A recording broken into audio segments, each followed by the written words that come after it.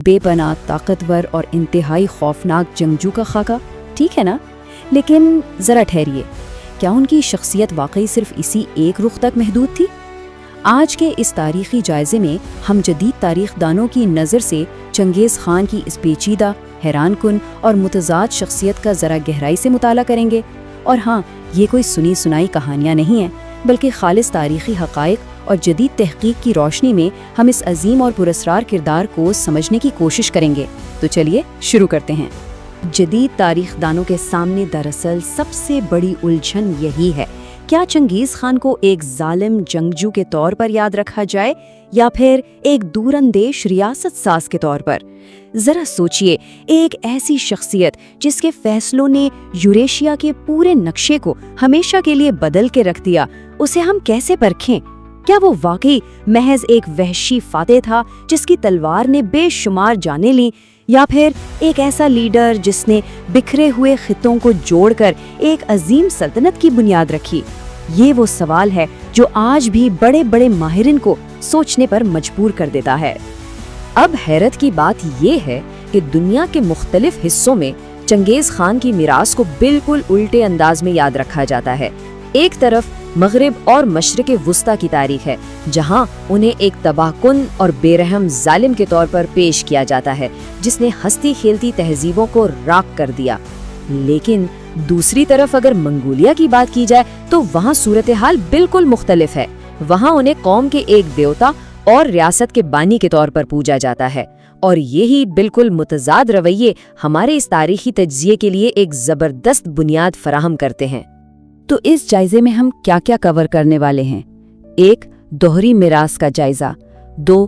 तैमूरन की इब्तदाई कशमकश। 3. मंगोल रियासत की तश्कील। 4. तबाही और शाहराए रेशम। और आखिर में जदीद तारीखी फैसला। तो सबसे पहले बढ़ते हैं पहले हिस्से की तरफ, दोहरी मिरास का जायजा। ये बात बड़ी दिलचस्प है कि वॉशिंगटन पोस्ट के एक मशहूर जायजे ने चंगेज़ ख़ान को पिछले 1000 साल का सबसे अहम शख्स करार दिया था। जी हाँ, हज़ारे का अजीम तरीन आदमी। और उसकी वजह ये बताई गई कि चंगेज़ ख़ान की शख्सियत दरअसल इंसानी नस्ल के उसी दोहरेपन को जाहिर करती है, यानी जहाँ एक तरफ तहजीब व तमद्दुन की तामीर है तो वहीं दूसरी तरफ वहशत और तबाही। आज के जदीद दौर के मुहक्किकीन इसी तवाज़ुन को समझने की कोशिश कर रहे हैं ताकि उनके मस्बत और मनफी दोनों तरह के असरात का बिल्कुल गैर जानिबदाराना जायजा लिया जा सके। अब आते हैं दूसरे हिस्से पर, तैमूरन की इब्तिदाई कशमकश। चंगेज़ ख़ान, जिनका असल नाम तैमूरन था, उनकी ज़िंदगी का इब्तिदाई सफ़र काफ़ी इंतशार और सदमात से भरा हुआ था। 1162 में उनकी पैदाइश के बारे में मशहूर है कि वो मुट्ठी में खून का लोथड़ा लिए पैदा हुए थे, जिसे उस वक्त एक अजीम जंगजू बनने की अलामत समझा गया। फिर 1171 में जब वो बमुश्किल 9 साल के थे, उनके वालिद यसुगी को तातारियों ने जहर देकर मार डाला।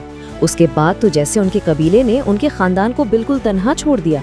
गुर्बत और गुलामी के इंतहाई मुश्किल दौर से गुजरने के बाद उन्होंने वफादारी और मेरिट की बुनियाद पर अपना मकाम दोबारा हासिल किया। 1187 की शिकस्त से लेकर 1203 के मशहूर बलजूना अहदनामे तक का ये सफ़र वाकई बेपनाह जद्दोजहद की कहानी है। और ये 1203 का जो अहदनामा बलजूना है ना, ये तारीख़ का एक इंतहाई अहम मोड़ है। जब तैमूरन को बदतरीन शिकस्त हुई और पीछे हटना पड़ा तो उनके मुट्ठी भर वफादार साथियों ने उनके साथ एक तारीख़ी हल्फ उठाया। इस छोटे से ग्रोह में ईसाई, मुसलमान और बुद्ध मत के मानने वाले सभी शामिल थे, जिनका ताल्लुक अलग अलग कबीलों से था। उन्होंने क्या किया? उन्होंने ख़ानदानी और कबायली तस्वुरात को एक तरफ रखा और सिर्फ तैमूरन से वफादारी का अहद किया।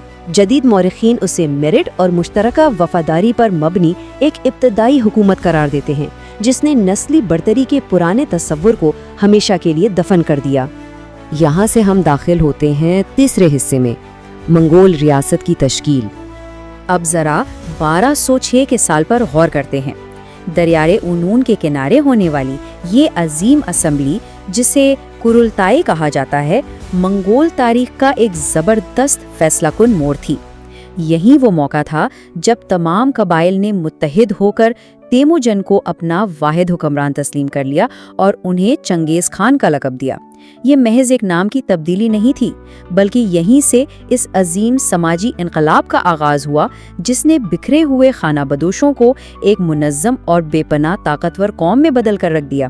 سچ پوچھیں تو چنگیز خان کی تنظیمی صلاحیتیں کمال کی تھیں۔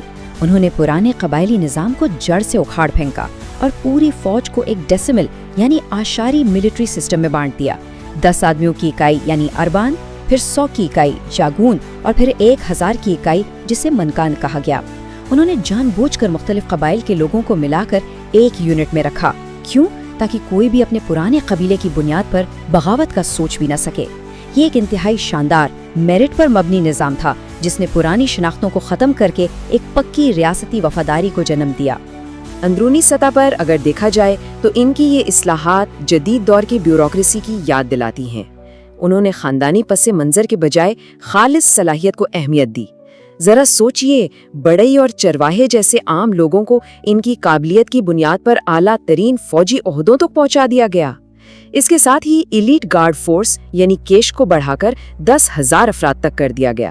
پوری سلطنت میں مذہبی رواداری کو باقاعدہ قانون کا حصہ بنایا گیا اور ایک ان پڑھ معاشرے کو چلانے کے لیے یغور حروف تہجی کو اپنایا گیا۔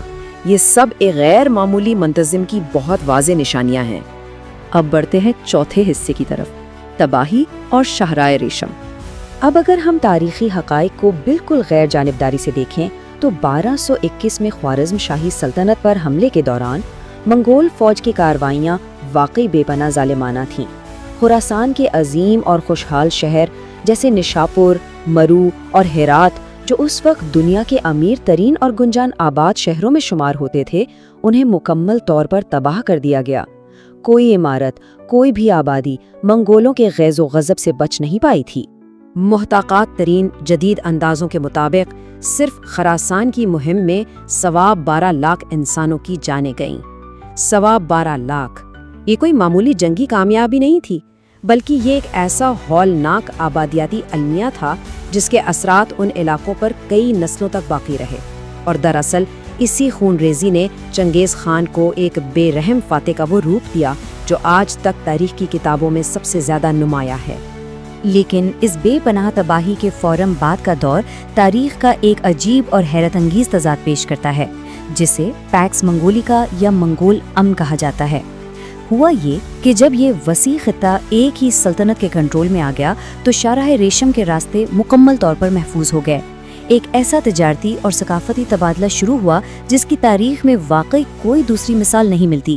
مشرق کا ہنر اور مغرب کی تجارت آپس میں ایسے جڑ گئے کہ افکار اور سامان کی ترسیل بغیر کسی خوف کے ہزاروں میل کے رقبے پر ہونے لگی۔ سادہ لفظوں میں اس نے ابتدائی گلوبلائزیشن کی بنیاد رکھی۔ اس پہلو کو مزید گہرائی سے سمجھنے کے لیے خود چنگیز خان کے اپنے الفاظ سننا بہت دلچسپ ہے۔ تاؤزم کے ایک روحانی پیشوا چانگچن کے نام خط میں انہوں نے لکھا، میں وہی کپڑے پہنتا ہوں اور وہی کھانا کھاتا ہوں جو چرواہے کھاتے ہیں۔ ہم ایک جیسی قربانیاں دیتے ہیں اور اپنی دولت بانٹتے ہیں۔ اس خط میں انہوں نے خود کو ایک وحشی فاتح کے بجائے ایک انتہائی سادہ اور ہمدرد رہنما کے طور پر پیش کیا ہے۔ یہ ان کی خود شناسی کا وہ رخ ہے جو اس خوفناک روایتی تاثر سے بالکل ہٹ کر ہے جو عموماً دنیا کے سامنے پیش کیا جاتا ہے۔ اب آتے ہیں ہمارے آخری یعنی 5ویں حصے پر، جدید تاریخی فیصلہ۔ تو جدید تاریخ کیا کہتی ہے؟ وہ کسی ایک حتمی نتیجے پر پہنچنے کے بجائے اس پیچیدہ میراث کے تمام پہلوؤں کو تسلیم کرتی ہے، یعنی مونگل قبائل کا وہ عظیم اتحاد، یوریشیا میں ایک ایسے بے مثال تجارتی نظام کا قیام جس نے واقعی دنیا کو جوڑ دیا، لیکن اس کے ساتھ ہی چینی، وسطی ایشیائی اور فارسی تہذیبوں کی وہ بے رحم تباہی جس سے انکار ممکن نہیں۔ اور ان سب کے ساتھ ایک بڑی ناکامی یہ بھی رہی کہ جانشینی کا کوئی ایسا ٹھوس نظام نہ بن سکا جو ان کی وفات کے بعد اس وسیع و عریض سلطنت کو دیر تک یکجا رکھ سکتا۔ یہ بات بھی بڑی قابل غور ہے کہ جغرافیائی اور سیاسی حالات بدلنے کے ساتھ ساتھ تاریخ کو دیکھنے کا زاویہ کیسے بدل جاتا ہے۔ مثال کے طور پر 20ویں صدی کے سوویت دور میں چنگیز خان کو ایک ظالم، رجت پسند جاگیردار قرار دیا گیا جس نے غریب عوام کا استحصال کیا، لیکن آج کے آزاد اور جدید منگولیا میں دیکھیں تو انہیں ایک جمہوری ریاست کے بانی، قانون فراہم کرنے والے اور قوم کے روحانی باپ کا درجہ حاصل ہے نا حیرت کی بات؟ ایک ہی شخصیت کی تاریخ کو مختلف ادوار میں کتنے مختلف مقاصد کے لیے استعمال کیا جاتا رہا ہے۔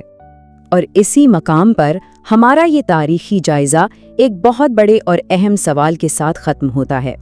ایک طرف تو دنیا کو جوڑنے والی بے مثال ترقی اور ثقافتی روابط ہیں، اور دوسری طرف اس سب کے لیے دی جانے والی لاکھوں جانوں کی بھاری قیمت۔ ایک متحد دنیا کے لیے ادا کی گئی اس قیمت کو تاریخ کے کس ترازو میں تولا جانا چاہیے؟ یہ وہ سوال ہے جس کا جواب شاید ہر طالب علم اور محقق کو خود تلاش کرنا ہوگا۔ امید ہے کہ جدید تاریخ دانوں کی نظر سے کیا گیا یہ وضاحتی تجزیہ سب کے لیے دلچسپ اور معلومات سے بھرپور رہا ہوگا۔